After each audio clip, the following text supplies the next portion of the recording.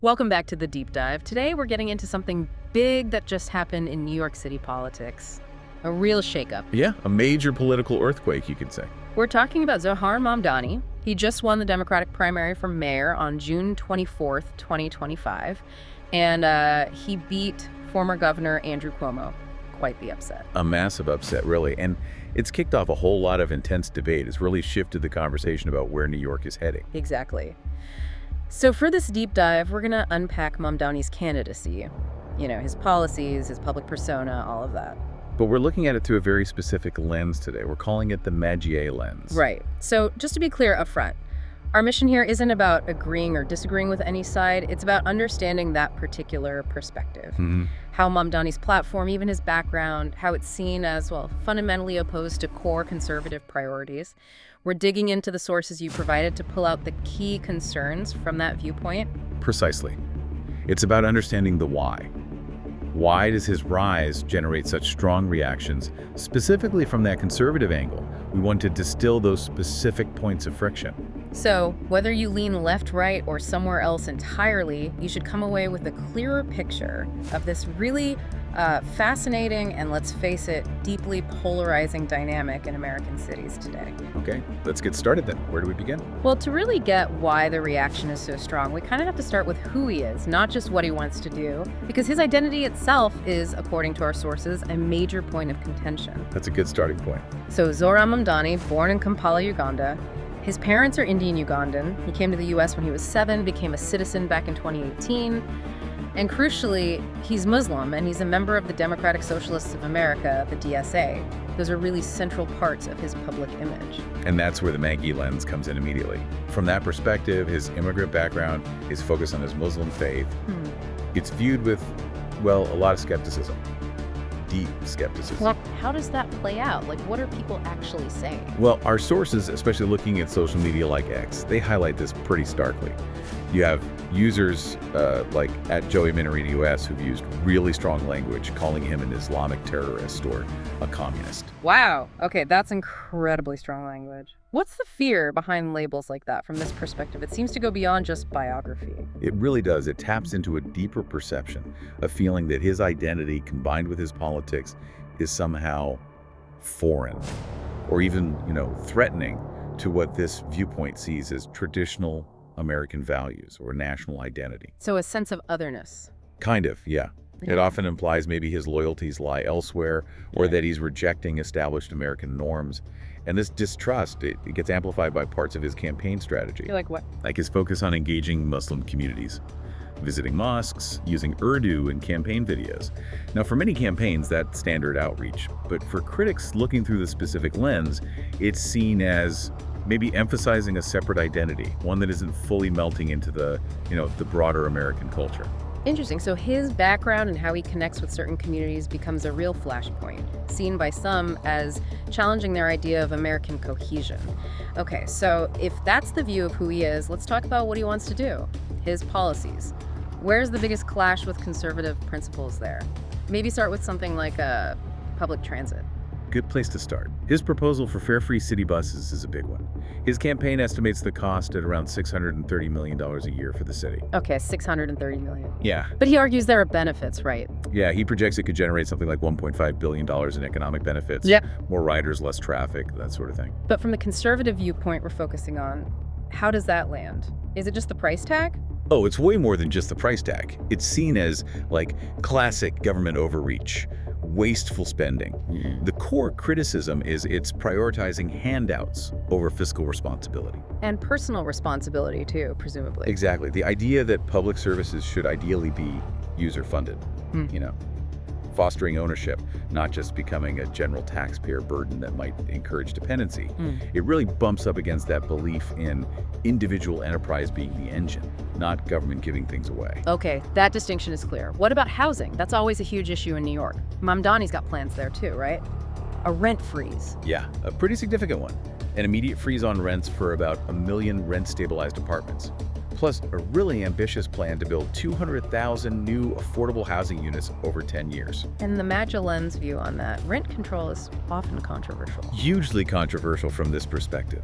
It's seen as major government interference, stuff that distorts the housing market, discourages private investment, punishing landlords and maybe stopping developers from building more housing in the first place. So, potentially making the problem worse, in their view. That's the argument. And it's interesting, our sources point out even the New York Times editorial board, not exactly a bastion of conservatism, called his agenda uniquely unsuited for the city's problems. They argued rent freezes could actually restrict housing supply long term. So criticism coming from different angles there. Okay, this next one feels even more radical, maybe? City-run grocery stores. Yeah, that one definitely raises eyebrows. He wants to open 5 city-operated grocery stores to try and lower food costs.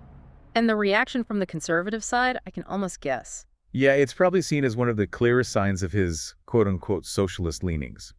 Direct government competition with private business.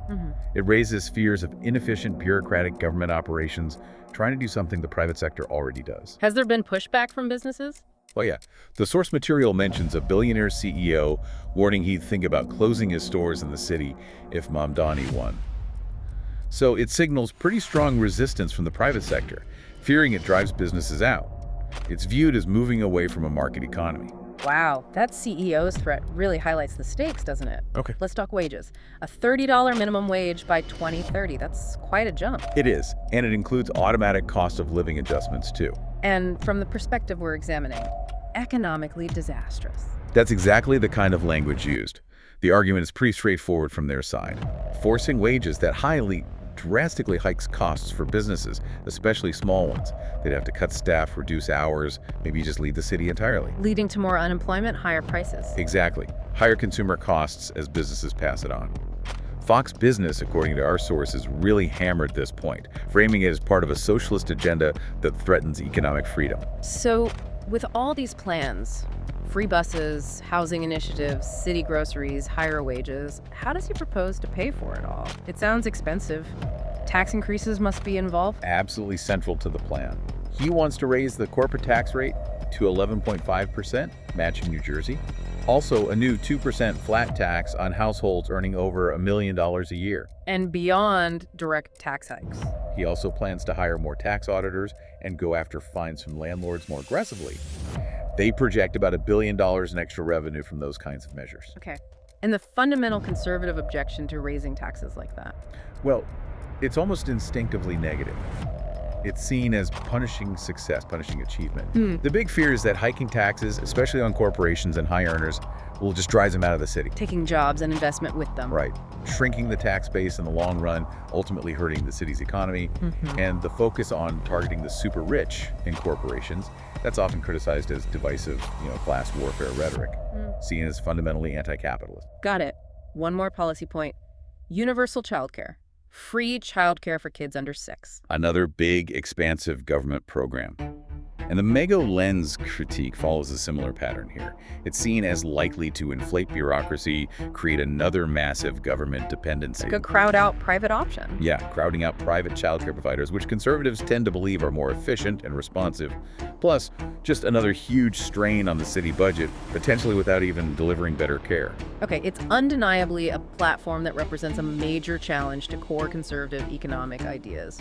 Let's shift gears a bit. What about his political style? His campaign itself, it was pretty effective, clearly. Extremely effective. Viral social media, huge grassroots energy, like nearly 50,000 volunteers, apparently, raising $8 million, mostly from small donors. And he got those big progressive endorsements, AOC, Bernie Sanders. Impressive numbers. But how is that viewed through the Mega lens? Not just as good campaigning, I assume. No, it's often framed quite differently. More like a dangerous mobilization of far-left activists. His skill with social media, those viral videos you mentioned, one likening Cuomo to a Bollywood villain, his use of TikTok, Instagram. Which clearly resonates with younger urban voters. Right. But from the conservative perspective, it's often seen as, pandering, maybe style over substance. Rallying a base they see as disconnected from traditional values or, sound economics. The effectiveness is noted, but the nature of the appeal is viewed with real suspicion. That's a key distinction. Okay, we definitely need to address some of his more controversial stances, things that really ignite debate, his position on Israel and Palestine, for example. Absolutely, that's been a major source of friction. Mamdani has been very outspoken. He's a strong critic of Israeli policies, a vocal supporter of Palestinian causes. Our sources mention he even pushed a bill in the state legislature trying to end tax-exempt status for charities linked to Israeli settlements. Wow. That caused a huge stir. And the reaction through the Manja lens. What's the specific nature of the backlash there? It's been fierce. You see posts on X, users like at Elisha Weisel, at Amy Mack, accusing him of spreading terrorist propaganda, even anti-Semitism. This really taps into a core MAGA-aligned concern. Which is? That his stance isn't just criticism of a foreign government's policy, but that it might alienate Jewish voters, maybe embolden anti-American sentiment.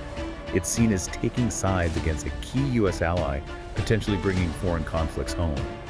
And even when he defends himself, like addressing anti-Semitism concerns on MSNBC, it often doesn't satisfy critics who just see his position as extreme or fundamentally divisive.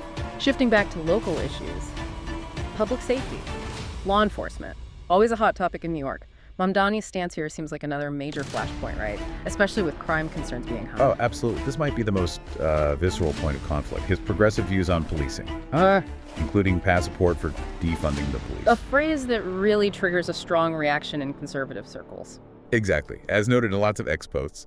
That, plus his criticisms of the NYPD, policies that are seen as soft on crime, like allegations from at Defiantly Free about protecting protesters, it just clashes head-on with that law and order ethos. So the view is he's undermining safety. Pretty much. That he's prioritizing social justice ideas over traditional policing and public safety, potentially making the city less safe. It's a really fundamental disagreement about what keeps a city orderly and secure. Okay, a deep disagreement indeed. Let's talk about the election itself. Winning the primary against Cuomo, who was, an establishment figure plagued by scandal. Some might see that as rejecting corrupt elites. That kind of anti-establishment vibe could even resonate with some MAGA supporters, ironically. That's the interesting twist, isn't it? There might be that shared anti-establishment spark, but Mamdani's democratic socialist label, his specific policies we've discussed, that's quickly seen as way too far left. So not just anti-establishment, but replacing it with something perceived as worse. Exactly. From this perspective, it's trading one kind of perceived corruption for what they see as dangerous ideological extremism. And there's another layer, the voting system itself. Ranked choice voting helped him consolidate support. And conservatives might have issues with that system. Often, yeah. It can be criticized as a rigged process or something that dilutes straightforward voter choice. It fits into a broader narrative some conservatives have about electoral mechanics they see as unfair. Looking ahead to the general election in November 2025, he is up against Curtis Leo, the Republican, and Eric Adams running as an independent.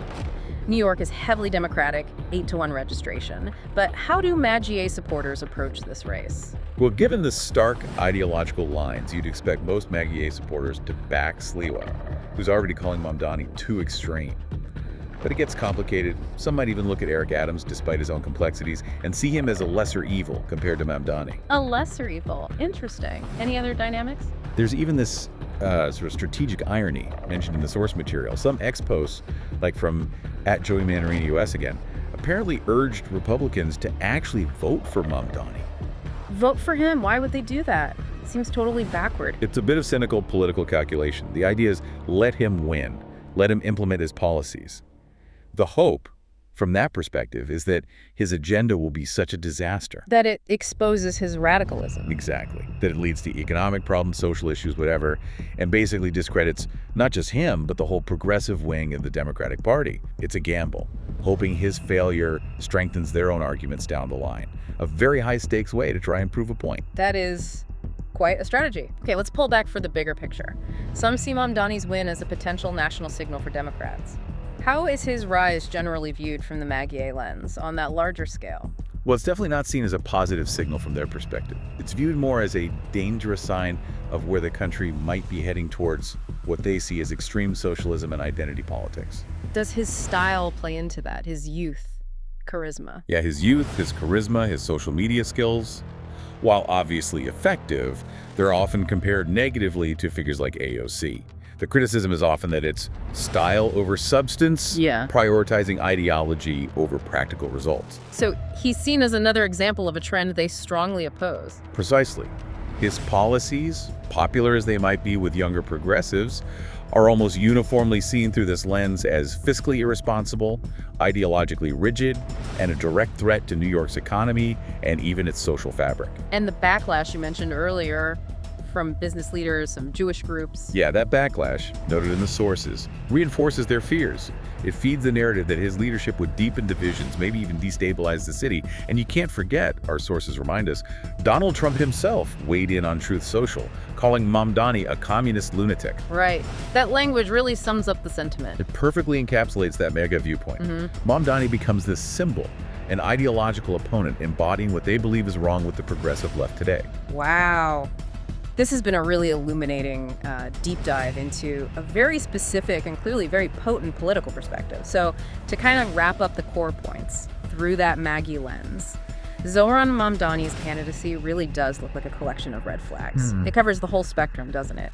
Government overreach, high taxes they see as punitive, policies viewed as anti-business, anti-police. And on top of the policies, his identity Muslim, immigrant, while a source of connection for his base, becomes a source of suspicion for some aligned with Maggie. They see it as challenging their view of traditional American identity, and that gets amplified, often harshly, online. So even though his primary win showed real political skill and grassroots power. From this specific viewpoint, his platform looks more like a recipe for economic trouble and social friction. He's just a deeply polarizing figure for many conservative voters. And you could bet that as the general election gets closer, those holding this perspective will be looking to Curtis Sliwa, or maybe even Eric Adams, to tap into those concerns and try to stop Mamdani from reaching City Hall. It sets up a fascinating contest. So thinking about everything we've discussed, these deep ideological splits, these really starkly different visions for New York, what does Mamdani's rise ultimately tell us about where urban politics might be heading in America? And how do you think these competing views will actually clash in the general election this fall? What really stands out to you from looking at all this?